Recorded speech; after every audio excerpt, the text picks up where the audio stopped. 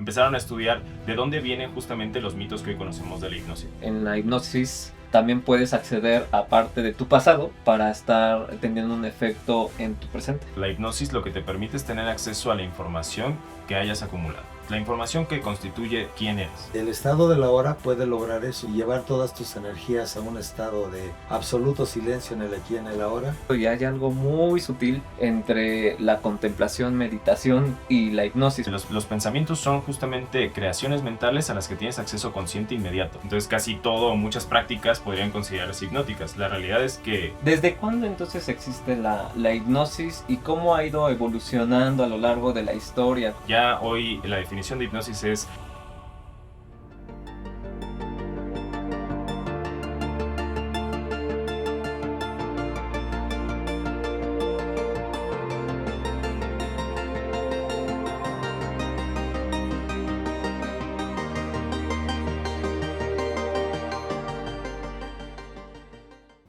Bienvenidas y bienvenidos a otro capítulo de Mística Conciencia Humana. El día de hoy vamos a hablar sobre un tema muy interesante que es la hipnosis. Hablaremos sobre sus mitos, sobre su historia, sus generalidades y tenemos a un invitado muy especial, Alonso Rangel. Muchas gracias por aceptar esta invitación y platicarnos sobre el tema. Recordemos que vamos a estar hablando desde un punto de vista científico pero también espiritual. Sí, pues muchas gracias por la invitación. En realidad para mí es un verdadero honor poder estar aquí para compartir un poquito de un tema muy debatido, un tema de lo que se habla mucho pero se sabe poco y que desafortunadamente tiene un trasfondo muy, ¿cómo decirlo? Muy manipulativo por parte de ciertas empresas y personas que lo usan pues en contra de las personas en lugar de a favor de, ¿no? Entonces estaré muy feliz de hoy compartir un poquito de ciencia al respecto y realmente poder difundir información comprobable y lo más objetiva posible en todo momento. Perfecto, pues muchas gracias. También tenemos a Carlos Álvarez que nos va a hablar sobre o complementar el tema desde un punto de vista espiritual, lo que podamos Yo pregunto, yo escucho y pregunto. Y yo creo que la idea del canal es abrir la conciencia de mucha gente y vuelvo a decir, no estoy en contra de lo que yo aprendí ni de lo que yo llevo como sacerdote, pero creo que la gente, el común de la gente sí debe de poder detectar al tener información sobre esto, debería de poder detectar en un momento si personas o guías religiosos o guías políticos están usando ese tipo de mecanismos para influenciar, porque es obvio que si tú estás escuchando, Sí. caes en el estado vibratorio cerebral por el tono de la voz, por la forma en la que la persona habla, ¿no? Entonces creo que tu información va a dar mucha luz. Muchas gracias. Pues muchísimas gracias y pues esperemos responder las preguntas importantes de este tema que pues es muy debatido, ¿no? Me gustaría que nos comentaras qué es la hipnosis en primer punto.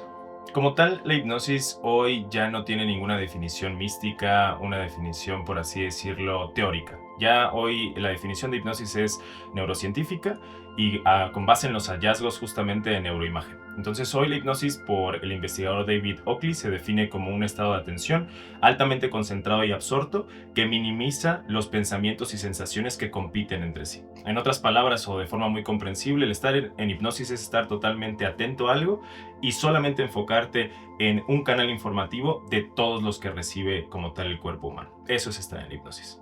Ok, entonces tiene que estar la persona muy inmersa en lo que se les está comentando, desde cualquier persona, ¿no? Puede ser desde un anuncio comercial, desde algo que diga... Cualquier tema. Cualquier tema, pero que dirija la atención de la audiencia. Sí, de hecho, o sea, con esta definición, muchas personas inmediatamente van a decir, bueno, es que entonces casi todo o muchas prácticas podrían considerarse hipnóticas. La realidad es que sí. O sea, hoy sabemos que la hipnosis más bien es una de las tantas puertas que hay para centrar la atención de una persona en un punto específico y que reciba la información que de este punto en específico le está llegando.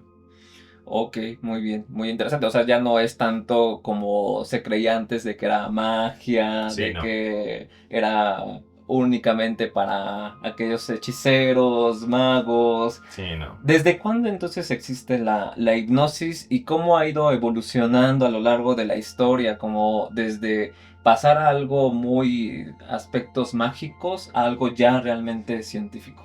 Pues hay un artículo muy interesante en el cual justamente se tocan las raíces históricas de los mitos sobre la hipnosis.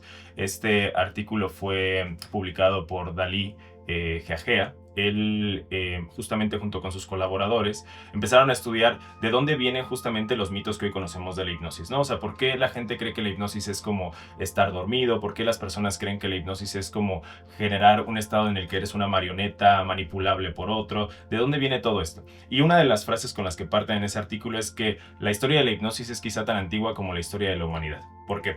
Porque cuando estudiamos las culturas antiguas, las primeras culturas humanas como tal establecidas, nos damos cuenta de que tienen muchos rituales y ciertos procedimientos terapéuticos que coinciden con lo que hoy en día nosotros estamos denominando hipnosis. Entonces, por ejemplo, tenemos evidencia de que en Egipto estaban los templos de Imhotep. En estos templos se decía que se generaba justamente el sueño. Los sacerdotes que estaban en estos templos inducían el sueño en sus seguidores para que en estos templos, después de pasar un tiempo en este estado de sueño inducido, las personas al despertar tuvieran curación o sanación. Cuando seguimos avanzando nos damos cuenta de que, por ejemplo, en Grecia también estaban los famosos templos Esculapio, el dios de la medicina, en los cuales ahí utilizan otro término que es incubar el sueño. Entonces los médicos de ese entonces incuban el sueño, meten a las personas en un estado muy semejante al sueño desde afuera. O sea, desde afuera tú parece que estás viendo a una persona dormir, pero en este estado las personas recibían de igual forma una visita del dios Esculapio y sanaban, mejoraban sus síntomas. De repente empieza a haber más información al respecto y nos damos cuenta de que, por ejemplo, druidas, ciertos faquires y demás otras poblaciones antiguas tienen procedimientos muy semejantes, procedimientos en los cuales a las personas se les enfoca su atención, se les dirige a un objetivo, que en este caso el objetivo siempre es terapéutico, es en pro de la salud de la persona, y las personas obtenían ese resultado. Entonces, cuando nos damos cuenta de esto, entendemos que la hipnosis en realidad tiene un anclaje histórico muy vasto, de múltiples canales, y que viene de siglos atrás. Entonces, realmente siempre se utilizó como una herramienta terapéutica por diferentes culturas en las cuales pues lo veían para a lo mejor aliviar algunos síntomas, incluso curar algunas enfermedades. Eso es muy interesante, ¿no? Porque entonces ya se utilizaba como una herramienta tal vez complementaria a lo tradicional de esa cultura y que pudieran tener un resultado muy específico y medible. Y esto que comentas entonces del sueño, era un estado muy similar al sueño, pero sin perder la conciencia, ¿es correcto? Sí, porque muchas veces así es. se ve en la televisión o en las películas que vemos que el hipnotista y vas a caer y vas a hacer todo lo que yo te diga y a partir de ahora vas a ser mi marioneta prácticamente. Entonces eso realmente no es así. No, no, para nada. O sea, a final de cuentas, algo que siempre les comento es que cuando se habla sobre hipnosis o sale esa palabra, inmediatamente por aprendizaje asociativo, inmediatamente lo relacionamos con estar como una marioneta, estar inconsciente y que alguien haga uso, por así decirlo, de tu cuerpo y mente. Y eso no es así. O sea, ojalá fuera así, porque créeme que se podría hacer mucho bien, pero no es así tampoco, ¿no? También se puede hacer mucho mal. Afortunadamente no es así. Entonces, ¿qué es lo que sí ocurre en hipnosis? Yo creo que el principal problema justamente con la hipnosis son los mitos. Y los mitos depende de quién los difunda. Entonces, desafortunadamente hoy tenemos que quienes más difunden esos mitos, pues claro, es el cine y el teatro, ¿no? Pero tenemos que entender que eso es... religión. También, por un lado, ¿no? La religión. También por un Que lado. fue la primera que empezó a denigrar este tipo de fenómenos, ¿no? Claro, ¿no? O sea, colocarles esta etiqueta, ¿no? De quizás hacer Magia prácticas negra. paganas, ¿sí? ¿No? Magia Y negra. demás. Entonces, ¿cuál es el problema? ¿No? El problema es que justo con la historia de la hipnosis, después de las culturas antiguas tenemos como una brecha en la que no sabemos muy bien qué pasó con estas prácticas. Vuelve a retomarse más o menos en siglo XVII con un astrofísico húngaro llamado Maximilian Hell. Él empieza a estudiar las propiedades de la magnetita, ¿no? Empieza en ese momento a estudiarse qué pasa con esto que conocemos hoy como magnetos, por qué es que existen, cómo es que se dan sus condiciones, por qué es que tienen las características físicas que presentan, y él empieza a hacer justo sus estudios sobre la magnetita. Estos estudios le llegan al personaje más reconocido a nivel de la hipnosis, que se llama Franz Anton Mesmer. Él era un médico austriaco y él lo que dice es, ¿sabes qué? Posiblemente, acorde a lo que escribió Maximilian Hell, el ser humano tiene en su interior fluidos magnéticos que cuando se desorganizan generan enfermedad y cuando se reorganizan vuelven a generar salud. Esa teoría se llamó la teoría del magnetismo animal, que de hecho si ahorita lo escuchamos así, pues nos damos cuenta que por ahí sigue presente en algunas prácticas. Entonces, el magnetismo animal profesa eso. ¿Qué es lo que también tenemos que tener muchas veces en cuenta y que se nos va? Estamos hablando del siglo XVIII. Siglo XVIII la medicina no estaba como la conocemos hoy día. Hoy no podemos juzgar la medicina del siglo XVIII con lo que conocemos actualmente. En el siglo XVIII pueden buscar incluso los inventarios de las boticas de esa época y de repente para tratar ciertos padecimientos digestivos se daban, por ejemplo, bilis seca de animales, a veces se llegaban a dar incluso heces de animales o ciertas vísceras frescas y que claramente pues no era algo agradable para el paciente. Entonces, si llega un médico que te dice, ¿sabes qué? Yo no te voy a dar bilis, yo no te voy a dar ninguna raíz seca o algo por el estilo, que de por sí es muy desagradable verla, y te dice yo solamente voy a hacer unos ciertos pases magnéticos y con eso te voy a curar, pues empezó la gente a ir a vasta cantidad con Franz Anton Mesmer. Entonces Mesmer empieza a ayudar a muchas personas justamente con su teoría del magnetismo animal. Hoy sabemos que lo que hacía realmente era hipnosis. En ese entonces no se sabía. En ese entonces él creía realmente que era algo relacionado con fluidos magnéticos. Empieza a sanar a mucha gente. De hecho, se sabe, por ejemplo, que su esposa era una persona de bastantes ingresos económicos que financiaba justamente sus proyectos. Empieza a crecer demasiado, empieza a tener incluso contacto con la clase muy alta de Europa. Por ahí incluso se menciona sobre ciertos mitos, ¿no? Que Mozart en una de sus óperas le dedica unas frases a Mesmer porque tuvo contacto con él. Franziska Osterlin, una de las igual personalidades de la clase alta de Europa, es curada por él de una ceguera aparentemente. Empieza a generar un renombre espectacular. ¿Cuál es la cuestión? Que este renombre también llega a oídos de Luis XVI. Entonces, Luis XVI en ese entonces genera una comisión que fue para justamente ir a estudiar la hipnosis y manda a dos personalidades muy reconocidas en el campo científico. Uno de ellos es Lavoisier y el otro es Benjamin Franklin. Entonces los envía para justamente ir a estudiar la hipnosis y que en ese entonces no era hipnosis, era la teoría del magnetismo animal. Y nos damos cuenta de que ahí se hacen los primeros estudios, que eso también es bien interesante en historia de la metodología de la investigación, se hacen los primeros estudios ciegos controlados. Entonces, lo que hicieron fue que no encontraron a Mesmer, pero encontraron a uno de sus principales practicantes. Toman a este practicante y le dicen, a ver, vamos a ver si es cierto lo que tú profesas. Hipnotízame magnetízame uno de estos 4 árboles, ¿vale? Yo voy a tomar personas y les voy a decir que toquen los 4 árboles y que me digan cuál es el que está magnetizado. Pues claramente todo fue al azar, ¿no? O sea, simplemente no había forma de sostener la teoría. Se va para abajo la teoría porque presentan su informe en donde se dan cuenta de que el magnetismo animal en realidad es obra, así lo postulan, de la imaginación y la predisposición de la persona, más no realmente de que haya fluidos magnéticos que se estén moviendo o de presencia de algo magnético que se esté acomodando en la persona. Y se viene abajo Mesmer, ¿no? Se va para abajo. Sin embargo, para esto él ya había escrito bastante al respecto y esto llega incluso con ciertos médicos hindús. Entonces, en India llega el trabajo de Mesmer y se conoce como mesmerismo. Ya no se conoció como magnetismo animal, sino que ahora se le dio el nombre de mesmerismo. De hecho, en inglés está la palabra como tal, que se utiliza justo para decir que una persona está como muy enfocada o como justamente hipnotizada. Llega con los hindús y ahí llega con un médico llamado James S. Dale. James S. Dale era un cirujano, el cual en ese entonces practicaba en India, era un cirujano británico. Y bien curioso, estamos hablando del siglo XIX. La tasa todavía de mortalidad por cirugías era altísima. ¿Por qué? Porque todavía no se desarrollaba el formol, todavía no se desarrollaban anestésicos generales. Entonces estamos hablando de que la tasa de mortalidad en ese entonces era más o menos de un 40 a un 60%. Llega James S. Dale, empieza a practicar mesmerismo o hipnosis para que los pacientes entraran en un estado de anestesia, para que los pacientes entonces no percibieran dolor. durante el procedimiento. No para hacer la cirugía con hipnosis, porque creo que ahí es muchas veces donde justo empiezan a entrar los mitos, ¿no? Que con hipnosis puedes sacar órganos, curar tumores. No, no, no. Él utilizaba la hipnosis para quitar dolor y que entonces las personas en la cirugía no percibían dolor y pudiera realizarse la cirugía correctamente. La tasa de mortalidad reportada desde él era del 5 al 15%. Si lo comparamos con un 50 al 60%, pues nos damos cuenta de que había una gran diferencia. Un logro. Abismal. Un logro. Pero ¿qué pasa? Justo el año en el que él publica sus trabajos también es el año en el que se sintetiza el fórmul y entonces se empieza a generar anestesia farmacológica y se desplaza por completo su trabajo, ¿no? Entonces, de aquí parten muchos mitos desafortunados por la hipnosis. ¿Por qué? Porque durante esta etapa que acabo de comentar, muchas personas empezaron a utilizarla justamente de forma manipulativa. La empezaron a utilizar sobre todo a nivel religioso, a nivel de sectas, a nivel de ciertas, ¿cómo decirlo?, congregaciones de seres humanos, en los cuales ellos sí sabían que estaban utilizando mesmerismo, pero ellos no decían que era mesmerismo. Podían decir que era, por ejemplo, obra de Dios, podrían decir que estaba vinculado con algún ángel, demonio, lo que ellos creyeran, Y ¿no?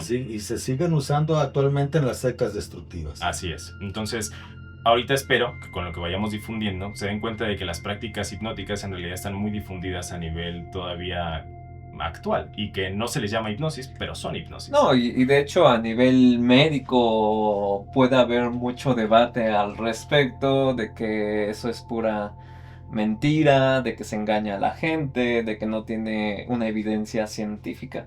Sin embargo, bueno, ya nos irás mostrando que a lo largo de todos los países a nivel internacional, pues ya hay mucha evidencia que respalda el efecto de la hipnosis, ¿no? Y que se podría, si se acepta a nivel médico, científico, pues podría incorporarse en la práctica diaria, ¿no? Me quedó la duda y la inquietud ahí con respecto a esta teoría magnética. Pues se sabe que también el cuerpo humano sí tiene esta carga electromagnética. Ya desde un punto a lo mejor más de evidencia médica, científica, ¿hay algo al respecto de que la hipnosis sí pueda estar interfiriendo con los campos magnéticos o eso también es un mito? Creo que por el momento no tenemos evidencia para hablar sobre justamente campos magnéticos relacionados con la hipnosis. O quizá justamente esa sea otra área que podría abordarlo, ¿no? Pero a nivel de la hipnosis no. A nivel de la hipnosis tenemos más bien estudios de neurofisiología, resonancia magnética funcional, en el cual nos damos cuenta que cuando las personas dirigen su atención a uno solo de los canales informativos que tienen, entran justamente en un estado en el cual la información que están recibiendo pasa, por así decirlo, sin filtro y puede ser mejormente entendida y aprendida. Pero eso es lo que tenemos a día de hoy. A nivel magnético no he encontrado yo, no he leído justamente de que haya literatura científica al respecto. Ok, bueno, eso es algo importante, ¿no? De que todavía, si bien tiene el respaldo científico, pues todavía falta mucho por descubrir, indagar de cómo es que está interactuando a nivel del ente al que se le hipnotice, desde más molecular, desde más médico, e incluso, ¿no? Lo que comentabas, para recordar un poco, ya habíamos hablado del tema de las resonancias magnéticas funcionales, ¿no? Que son estas apoyo desde la medicina, son herramientas en donde se puede visualizar el cerebro y que cuando se le pide a una persona que haga cierta actividad, por así decirlo, se prende esa zona, ¿no? Entonces, pues también ya hay mucha evidencia que después nos vas a comentar de cuáles son esas áreas cerebrales que se están prendiendo tras una terapia de hipnosis. Entonces, en relación ya pasa este primer auge, por así decirlo, desde la hipnosis, en donde se tenía esta teoría del magnetismo. Luego se desvanece. ¿Qué pasa? Luego, justamente el magnetismo se empieza a llamar más bien mesmerismo, ¿no? Porque los trabajos de Mesmer. Y así es como se empieza a utilizar. Pero después llega a un cirujano, el cual también, si no mal recuerdo, era neurooftalmólogo en ese momento, llamado James Braid. Entonces James Braid empieza a estudiar mesmerismo, empieza de hecho también a estudiar los trabajos de James S. Dale Y él es el primero que dice, ¿sabes qué? Es que esto no es nada que ver por magnetos, no tiene nada que ver con fluidos, no tiene nada que ver con algo, por así decirlo, fuera de la materia. Esto es simplemente que la persona esté enfocada. Se acabó. Y él le pone el primer nombre como tal a esto, y ya el nombre científico, y le llama hipnosis. Él es el primero en darle esta etiqueta a ese procedimiento. De hecho, él desarrolla un proceso muy fácil para entrar en hipnosis, que es que con una moneda muy brillante, colocada a 10 centímetros de la persona, si se coloca viéndola por suficiente tiempo, entrará en este estado llamado hipnosis. Él es el primero que le da ese término. Después, él sigue estudiándolo y quiere cambiar el término a neurohipnotismo, porque se da cuenta de que en todo caso el principal sistema que está involucrado es el sistema nervioso. Pero ya se había difundido tanto el nombre de hipnosis que ya no pelaron el neurohipnotismo, ¿no? Ya lo dejaron como hipnosis. Sí, porque al final le había dado como más un sustento médico, ¿no? El ponerle el término neuro ya no queda tanto como hipnosis y pues cada quien lo entiende como quiera. Acá ya el término de neurohipnosis pues ya nos estaría dando evidencia de que está impactando a nivel de nuestro cerebro, de nuestro organismo, a nivel, porque el sistema nervioso se encuentra en todas partes, ¿no? Así es. Indudablemente entonces podría estar impactando sobre cualquier parte de nuestro cuerpo y de ahí también sus efectos terapéuticos. Sí. Así es, y justo, él empieza a hablar ya como el término hipnosis, él empieza también a poner el verbo hipnotizar, ¿no? Que es llevar a una persona a este estado, y deshipnotizar, que es salir de ese estado. Él empieza a difundirlo en la comunidad científica y a partir de ahí se dice que nace justamente la hipnosis científica como tal, ¿no? Entonces, dentro de este abordaje de la hipnosis científica, todavía unos añitos antes hubo otras personalidades del mundo de la medicina muy reconocidas que también entraron a estudiarla, pero la estudiaron todavía como mesmerismo. Entonces, ¿quiénes fueron? Estas fueron las dos primeras escuelas más grandes de medicina en Francia. Una es la de Salpêtrière y la otra es la de Nancy. Son las como dos escuelas muy grandes que hubo de medicina en Francia. Entonces, la de Salpêtrière, como primer autor reconocido, tiene a Jean-Martin Charcot, muy reconocido, por ejemplo, por el pie de Charcot en pacientes diabéticos, ¿no? Hoy lo utilizamos mucho a nivel médico. Y el que dice, él cae desafortunadamente en este error y quizá muy vergonzoso a nivel psiquiátrico, el diagnóstico de la histeria, ¿no? El que aparentemente las mujeres desarrollaban padecimientos psiquiátricos por mantener un útero inactivo, ¿no? Bastante vergonzoso en la historia de la psiquiatría. Y él lo que dice es que justamente la hipnosis, o en ese entonces el mesmerismo, es lo mismo que un estado histérico. Él dice que es exactamente lo mismo. ¿Por qué? Pero porque él se da cuenta que cuando tú colocabas a una paciente diagnosticada con histeria en este estado, podías quitar todos los síntomas que tenía, que hoy le llamamos síntomas neurológicos funcionales, ¿no? Sin una causa orgánica, pero que la persona presenta, ¿no? Entonces, él da por así decirlo, error, pero que no, en todo caso no está bastante lejano de la realidad, en el decir que con este estado llamado mesmerismo podías tanto generar síntomas como podías eliminar esos síntomas generados. Entonces esto llega también a la escuela de Nancy, y ahí en la escuela de Nancy le dan todavía un giro más objetivo al estudio del mesmerismo y dicen, ¿sabes qué? Es que no tiene nada que ver con la histeria, más bien es sugestión. Pero aquí hay que justamente entender qué es sugestión, porque muchas veces las personas creen que sugestión es como justo algo también como muy mágico o demás. No. La sugestión es algo que hacemos todo el tiempo. O sea, realmente todo el tiempo, ahorita hablando y demás, vamos a sugestionarnos de alguna u otra forma. ¿Qué es sugestionar? Es afirmar que algo va a ocurrir y esperar que ocurra. Eso es sugestionar. O sea, cuando por ejemplo nos salimos de casa y algún familiar nos dice ponte suéter o te vas a enfermar, eso es una sugestión. Te está diciendo te vas a enfermar si no te pones suéter. Es una sugestión, es una afirmación de que algo va a ocurrir y yo nada más espero que ocurra. Entonces, lo que ellos en la escuela de Nancy se dan cuenta es de que cuando tú le afirmas a una persona un suceso en este estado, es muy probable que el suceso ocurra. No es... ¿cómo decirlo? Una regla que ocurra, porque eso también es otro error. No es que todo lo que se diga en hipnosis va a ocurrir, porque no, tenemos límites, pero sí es muy probable que ocurra. Entonces, ya de ahí pasa justamente a James Braid. James Braid dice, sí, es verdad, pero es por un estado a nivel neurológico generado por el sistema nervioso, y de ahí empieza ya la hipnosis científica. Se empieza como tal ya a estudiar bien los usos en que se pueden pues, utilizar la hipnosis con fines terapéuticos, siempre terapéuticos, ¿no? Entonces ahí es donde ya empieza este estudio, y la siguiente personalidad muy reconocida es Milton Erickson, Milton H. Erickson. Entonces, cuando lleguen justamente de repente a buscar hipnosis, es muy común que encuentren hipnosis ericksoniana. A lo que se refiere es que se basa en los postulados de Milton Erickson. Milton Erickson fue un médico y psiquiatra estadounidense, el cual en su historia está, por ejemplo, que él desarrolló poliomielitis cuando era niño, desarrolla síndrome postpolio, con bastante dolor musculoesquelético, y entonces él, en su búsqueda por alivio del dolor, entra también con la hipnosis, que yo creo que la gran mayoría entramos así, o sea, buscando una solución más o extra a lo que nos enseñan.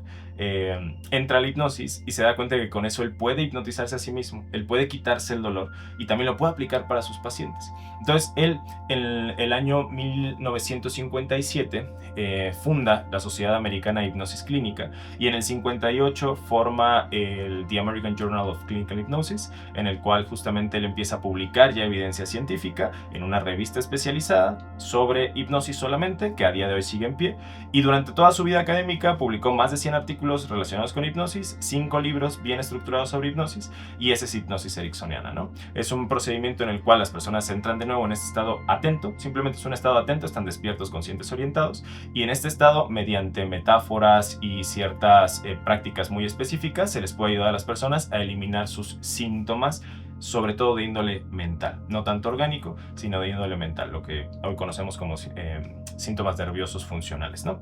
Y así es como es la historia de la hipnosis. A partir de ahí ya se forma tanto su revista como la sociedad, y a partir de ahí sigue creciendo la hipnosis. De hecho, también se formó en la Asociación Americana de Psicología la subdivisión 30, que se enfoca por completo al estudio de la hipnosis. Y digo, esto es algo que está ocurriendo en este momento, que está ocurriendo todos los días en estas áreas, y que si bien no es algo muy difundido y que se le dé mucha difusión a nivel periodístico o demás para que las personas lo conozcan, es algo en lo que personas trabajan diariamente. Entonces, dentro de esto de la atención que nos comentas, incluso como prácticas contemplativas, porque cuando nos comentaste del ejemplo de la moneda, hay algunas técnicas orientales en donde te quedas viendo, visualizando un objeto, te concentras tanto en ese objeto que te vuelves parte de ese objeto incluso, ¿no?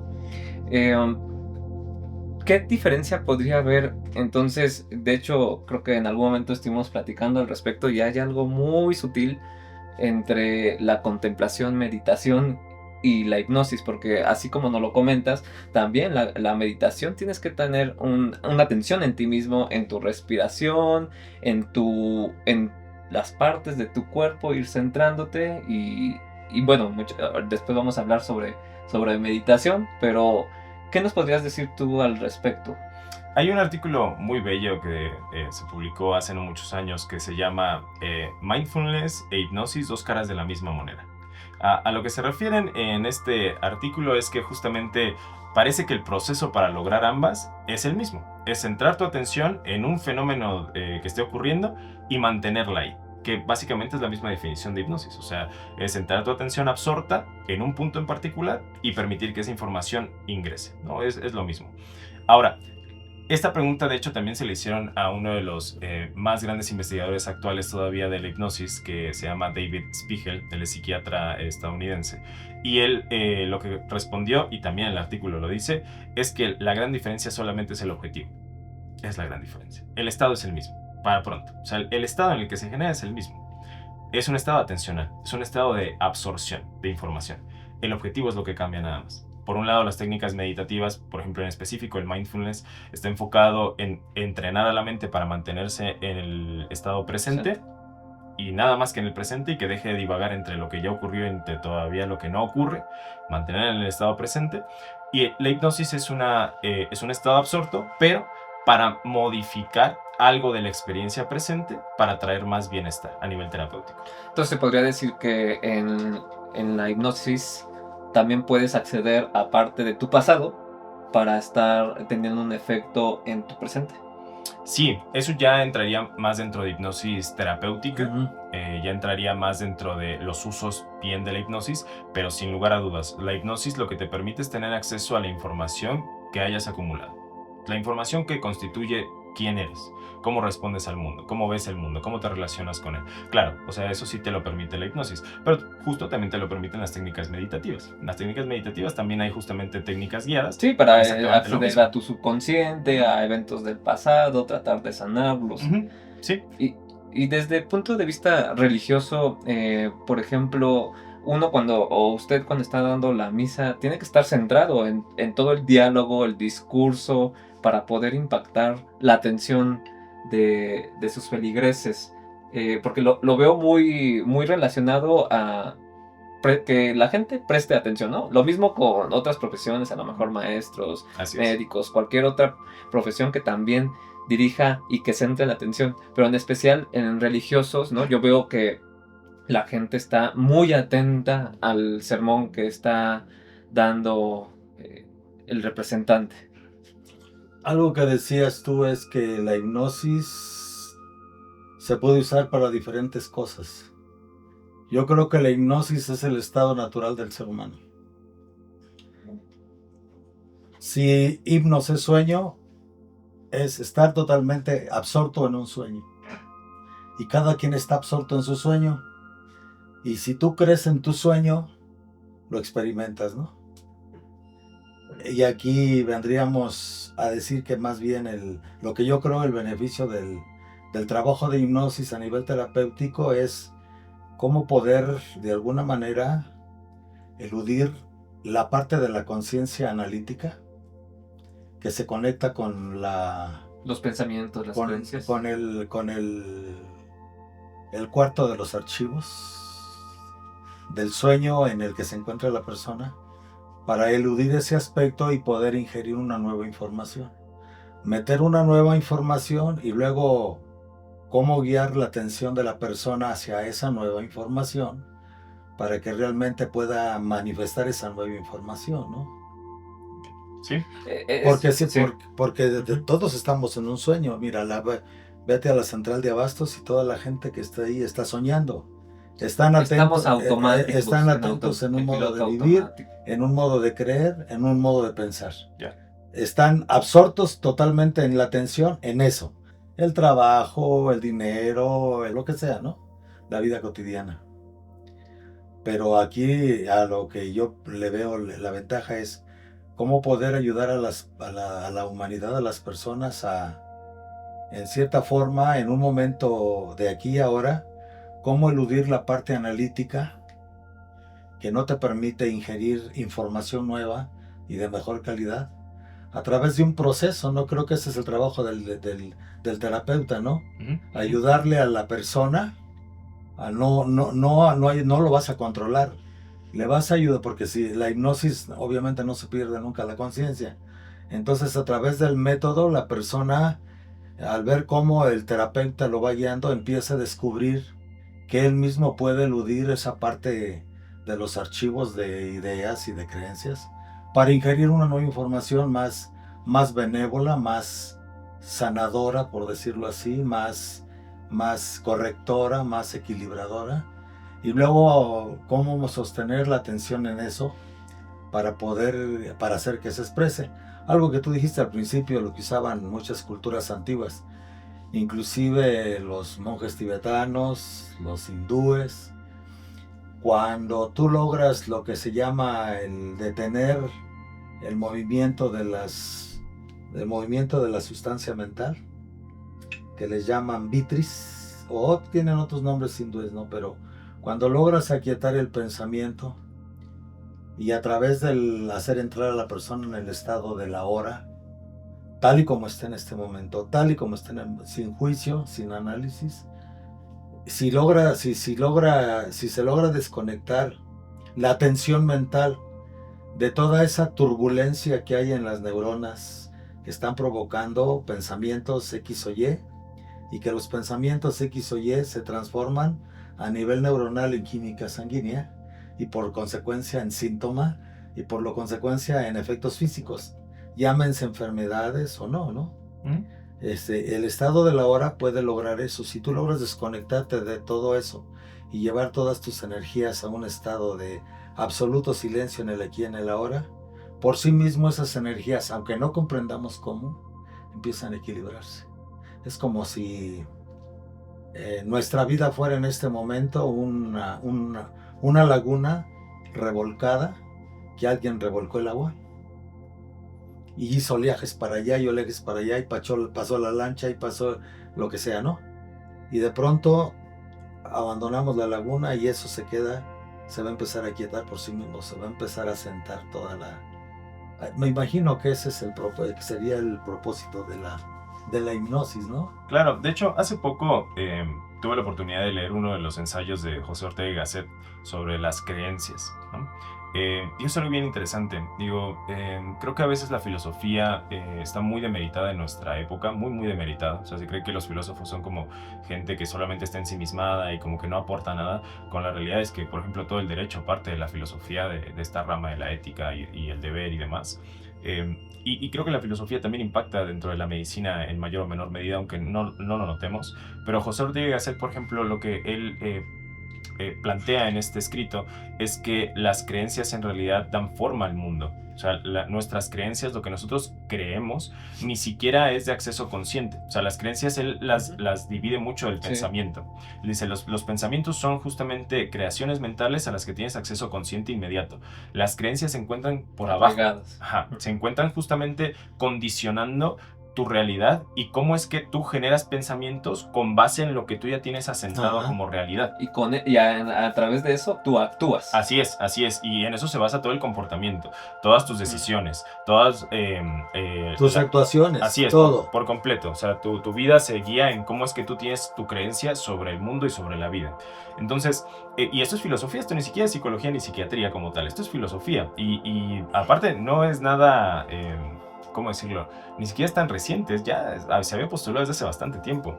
Entonces, el objetivo sí de la hipnosis es ya a nivel un poquito terapéutico, es que la persona tenga acceso a toda su información, y toda la información es toda la información, es decir, pensamientos, emociones, incluso estas creencias, por denominarlas de alguna forma, que es información ya cimentada. Y que está en el subconsciente e incluso en el inconsciente. Sí, o sea que la persona, como lo plantea Ortega y Gasset, no tiene acceso consciente a las mismas porque ya constituyen su realidad, son constructoras de la realidad. Entrar al disco duro. Sí, tal cual. Yo creo que el terapeuta eso es lo que hace, ¿no? Entra al disco duro y mientras se es capaz de conectarse con eso, la ayuda terapéutica es cómo ayudarle a la persona a que la información del disco duro no intervenga con la nueva información que se está ingiriendo para que la persona lleve su atención a eso que lo va a transformar. Sí. Hace ratito comentaba algo interesante y que yo me quedé con la duda si también a través de la hipnosis se puede lograr.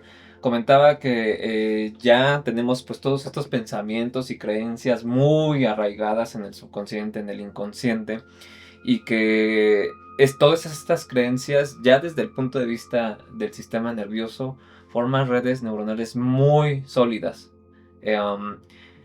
y que introducir nuevas creencias o tratar de liberarse de esas creencias tan arraigadas puede desde el punto de vista neurológico ser, o desde las neurociencias, ser algo complejo, ¿no? Porque ya están bien establecidas esas conexiones neuronales y que de repente entre una nueva idea o una nueva creencia que va en contra de todo lo demás.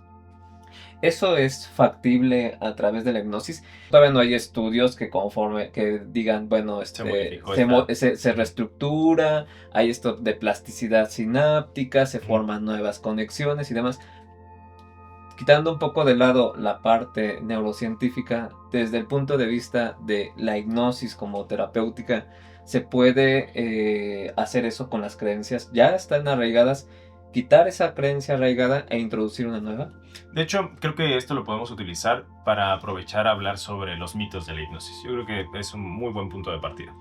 El primer mito, y es el que a la persona más le da miedo para acercarse a la hipnosis, es que en hipnosis estás inconsciente. Es el primer mito, ¿no?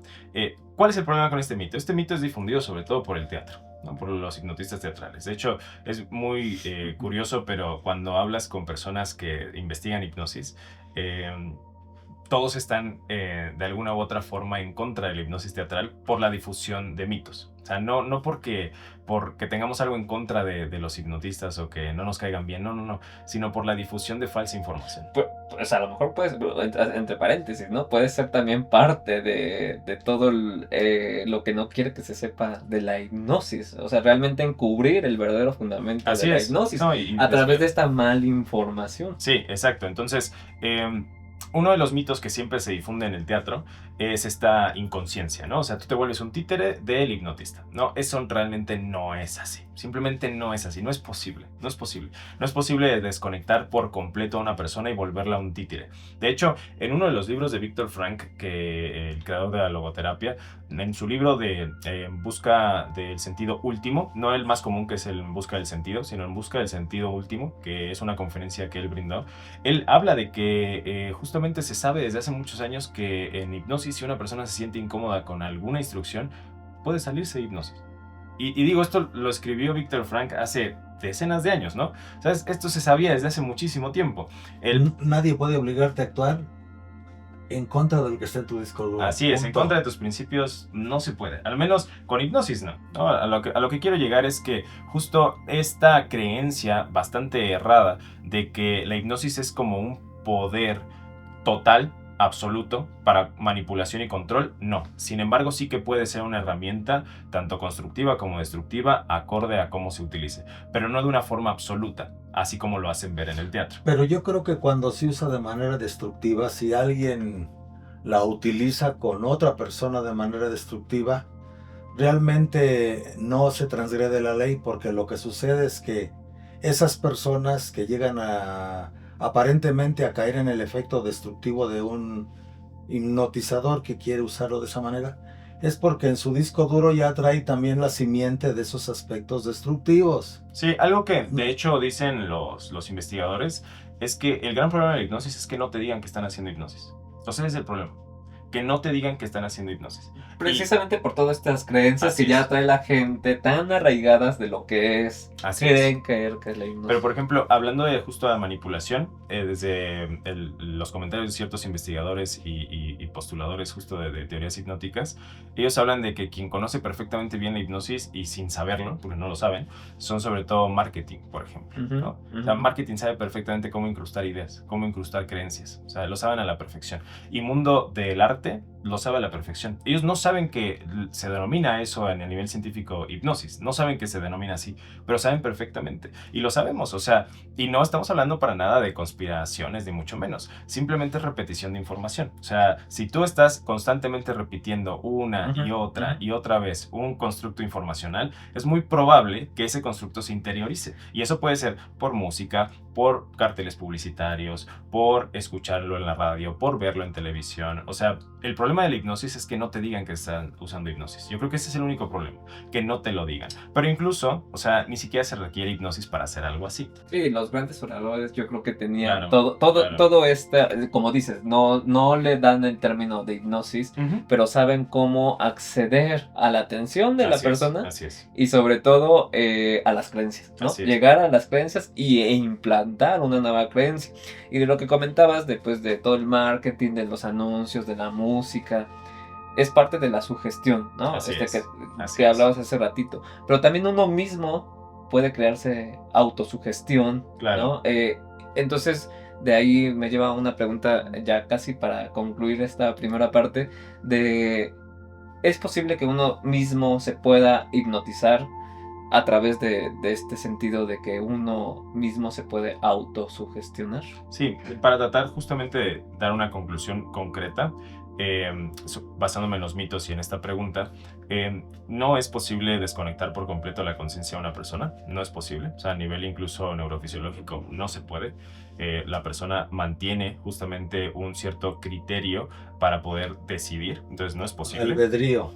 Así es. Sí. La otra, no es posible implantar información en contra de la voluntad de la persona, eso tampoco. O sea, se puede implantar cuando la persona o está distraída o está a favor de, más no en contra de la voluntad. Ahí tampoco, eso no es posible. La otra es que la hipnosis no tiene nada que ver con el sueño. El sueño es hipercomplejo. O sea, los doctores que estudian sueño saben cuán complejo es estudiar el sueño. Y la hipnosis no tiene nada que ver con el sueño. O sea, lo que ocurre a nivel cerebral en estas fases no REM y REM no tiene nada que ver con la hipnosis. Nada que ver. La hipnosis es un proceso de aprendizaje, para así dejarlo muy claro. O sea, a día de hoy lo que entendemos es que la hipnosis es un proceso de aprendizaje, principalmente vinculado con corteza prefrontal dorsolateral y con áreas parietales. Eso es lo que sabemos a día de hoy. Entonces, la hipnosis realmente es un proceso de aprendizaje absorto que permite justamente la interiorización de información. Eso es lo que sabemos. Entonces, no es posible obligar a una persona a que crea algo que no quiere creer y tampoco es posible obligarla a que haga algo que no quiere hacer. Eso no se puede, créanme que no se puede. Y lo han intentado, o sea, porque sí lo han intentado, tanto a nivel abierto, científico, como a nivel un poquito oscuro, lo han intentado, no se puede, ¿vale? Justo como lo dijo el padre, ocurre cuando la persona ya tiene una predisposición. Eso, ya tiene una semilla de Sí. maldad ahí, por decirlo así en términos que la gente lo entienda. Sí, de hecho, por ejemplo, en el teatro, o sea, para hablar un poquito de lo que llegan a ver en teatro, las personas que suben al teatro en realidad no son personas que, ¿cómo decirlo?, que en otro ambiente no se subirían también incluso a la mesa en una fiesta. O sea, las personas que llegan a subir a teatro son personas que se sienten muy cómodas siendo el centro de atención, se sienten muy cómodas en ese estado, se sienten muy cómodas haciendo reír al resto, se sienten muy cómodas siendo justamente la persona que dirige. Sí, que centro de atención. Entonces, las personas que suben a teatro en realidad ya tienen esta predisposición. Pero ojo, y eso es algo que también no se dice mucho. Hay 4 países a nivel mundial que tienen prohibida, por ejemplo, la hipnosis teatral, que es Reino Unido, Bélgica, Israel y Dinamarca. Esos 4 países tienen prohibida la hipnosis teatral y la tienen prohibida porque 1 de cada 5 participantes refiere posterior a la hipnosis teatral vergüenza o culpa. Y toda la razón. O sea, a final de cuentas, 4 no, porque se sienten muy cómodas, pero a lo mejor esta quinta está como en este balance en el que no sabe si se siente cómoda o incómoda y justamente cae en este proceso de culpa-vergüenza. Entonces, por eso es que estos países han leído al respecto y han tomado medidas para no seguir promoviendo algo que de 1 de cada 5 personas va a tener un resultado adverso. Entonces, la hipnosis teatral también es una suma de presión social, es una suma del hipnotista autoproclamándose con ciertas características, las personas creyendo eso. Entonces, es una suma de sugestión pura, ¿no? Y de presión social. El otro gran mito de la hipnosis es que no te vas a acordar de lo que hiciste cuando estabas en hipnosis. Eso también es totalmente falso, absolutamente falso. O sea, te acuerdas de todo. De hecho, esta amnesia espontánea se reporta solamente en el 1 al 4% de los casos, pero cuando se hace el estudio de por qué apareció, nos damos cuenta que las personas ya tenían una predisposición a que así fuera, quererlo olvidar, porque creían que eso era la hipnosis. Entonces, como ellas creen que la hipnosis es olvidarse de lo que ocurre, se autosugestionan y generan esa experiencia que, dicho sea de paso, sí puede volver a ser traída a la conciencia, a pesar de que ellos hayan utilizado ciertos mecanismos neurológicos para no traerla a la conciencia. Hipnosis dentro de la hipnosis. Sí. Autohipnosis una dentro autohipnosis. de la hipnosis. Así es. Y de hecho, qué bueno que lo menciona el padre. La gran mayoría de investigadores y todas las personas que lo utilizamos nos damos cuenta de un precepto que propuso Milton Erickson. Milton Erickson dijo, al final, toda hipnosis es autohipnosis. A lo que se refiere es, al final, todo lo que tú crees es lo que va a hacer. Es decir, no podemos obligarte a nada. No se puede tampoco sanar a alguien que no quiere ser sanado, que de hecho es un principio que se sabe por completo tanto en medicina como cualquier área afín. No podemos obligar a nadie a sanar, no podemos obligar a nadie a ser feliz, no podemos obligar a nadie a dejar de sentir dolor. Sin embargo, si la persona tiene la motivación, la intención para hacerlo, la probabilidad de que ocurra aumenta drásticamente. No para nada vamos a decir que a fuerzas ocurre, pero sí aumenta drásticamente la probabilidad de que ocurra. Entonces, para justamente dar como un cierre, los mitos de la hipnosis en realidad son difundidos pues justo por el cine y el teatro, pero pues siempre algo que les recuerdo es, hay que entender que eso es cine y es teatro. Pero espero que el público que nos esté viendo se dé cuenta de que hay ciertas prácticas en ciertas religiones que son puramente hipnóticas. O sea, y que están explicadas por sugestión. No son explicadas por otro aspecto transpersonal o así. Son sugestión pura. Y digo, no es por demeritarlos, no es por hablar mal ni decir específicamente cuáles, pero espero que con esto que hemos mencionado entiendan que la hipnosis es un estado en el cual puedes aprender información, puedes entender información, la puedes interiorizar de una forma muchísimo más fácil. De hecho, muchos autores le han puesto diferentes nombres. Hay, por ejemplo, un libro muy famoso que es el Flow, libro de flujo, en el cual justamente se propone que las personas, sobre todo por ejemplo que realizan deportes, entran en este estado llamado flow, en el que justamente todo empieza a ocurrir de forma automática, nada empieza a limitar a la persona y las personas en este estado aprenden. Yo creo que cualquier persona que en algún momento haya estudiado algo conoce ese estado en el cual están absortos y parece que todo fluye y todo está entrando y toda la información se interioriza, todo parece que surge por sí mismo, ¿no? Entonces, la hipnosis en realidad es otro término que hemos nosotros denominado para quizá el mismo estado que se consigue por otras puertas. Este estado atencional de recepción de información, de aprendizaje de la misma y por lo tanto de llevar a cabo esa información después a forma de comportamiento. Pero nada de esto se puede hacer en contra de lo que la persona primariamente ya quiere, ya desea, ya está predispuesta a, nada se puede hacer en su contra y tampoco necesariamente se puede convencer o manipular a la persona de que así sea. Repito, cuando eso ocurre es principalmente porque la persona o está distraída, que eso sí puede ocurrir, y hay estudios de implantación, por ejemplo, de falsa información o falsos recuerdos en personas distraídas, o cuando la persona ya tiene la predisposición a que también eso surja, ¿no? Pero nada en contra de la voluntad de nadie, nada en contra de los principios de nadie, eso simplemente no es hipnosis, eso es o manipulación o simplemente falsedad, ¿no? Precisamente la idea del canal Mística, Conciencia Humana es... y ojalá y que se pueda, que llegue el tiempo en que esta fenomenología pueda ser de alguna manera, en la medida de lo posible, sin entrar en los terrenos de los discernimientos de los grupos religiosos, pero sí con un cierto control. Yo diría, por ejemplo, en estos movimientos que hablan en lenguas y que les tiembla todo el cuerpo y qué pasa, que fue traído del protestantismo a la Iglesia Católica, desgraciadamente, que a veces es una psicosis colectiva, ¿no? Y muchas de las cosas que ahora hay en la iglesia también es psicosis colectiva, hay que reconocerlo. ¿Qué tal si en un momento dado, en unas ceremonias de estos guías, entre 1000 comillas de cada lado, permitieran que a cada uno se les pusiera un electroencefalograma conectado para ver qué onda, ¿no? Porque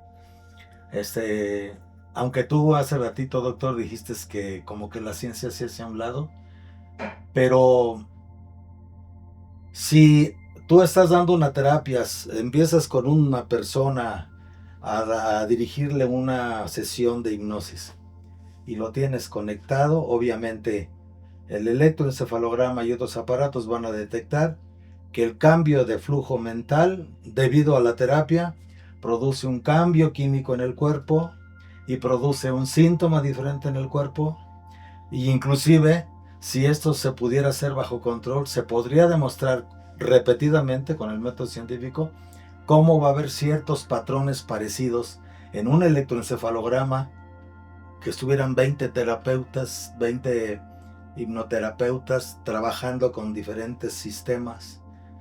Empezaríamos a encontrar en los aparatos científicos un patrón, como un patrón repetitivo, que entonces se podría científicamente decir, cuando aparezcan estos patrones es hipnosis, punto.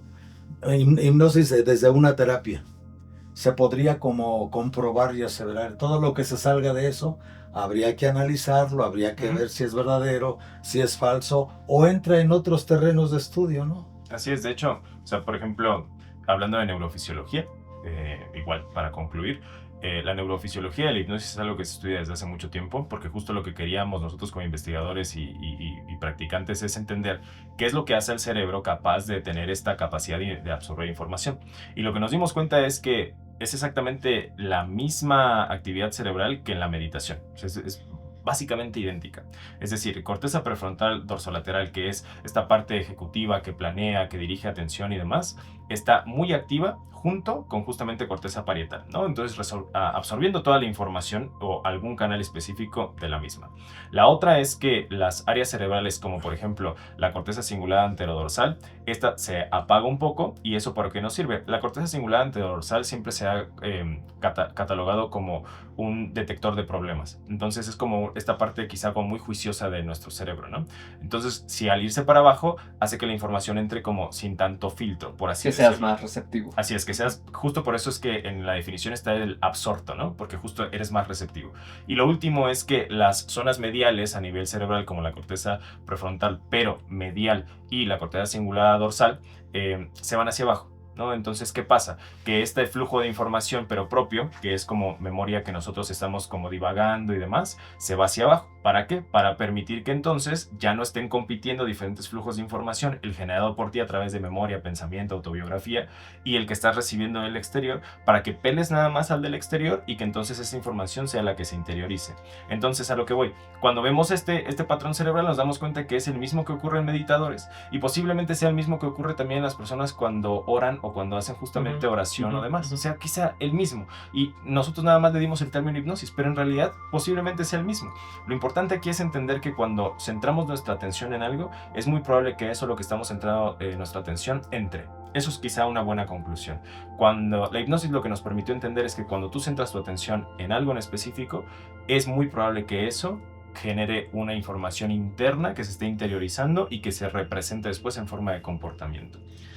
Pues muy, muy interesante, Alonso, todo lo que nos has comentado en relación a la hipnosis, que precisamente hay videos futuros todavía que es un campo que falta casi sí, infinito. que falta mucho y que se complementa con la parte espiritual, emocional, médica, desde varios ángulos. No habrá que verlo nada más desde un punto de vista, porque si lo vemos así, pues creo que estamos perdidos, al igual que pues muchas profesiones en que, igual los médicos, ¿no? Muchos nos centramos en la parte nada más biológica y descuidamos todo lo que puede haber alrededor. La parte psicológica, emocional, que hay en relación a sus pensamientos, su subconsciente, su inconsciente.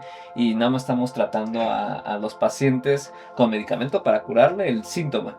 Pero no estamos viendo lo que hay en la raíz, ¿no? Entonces precisamente la hipnosis es una muy buena herramienta, como ya nos dijiste, recapitulando y centrando ya en la parte final. Yo creo que sería la herramienta básica.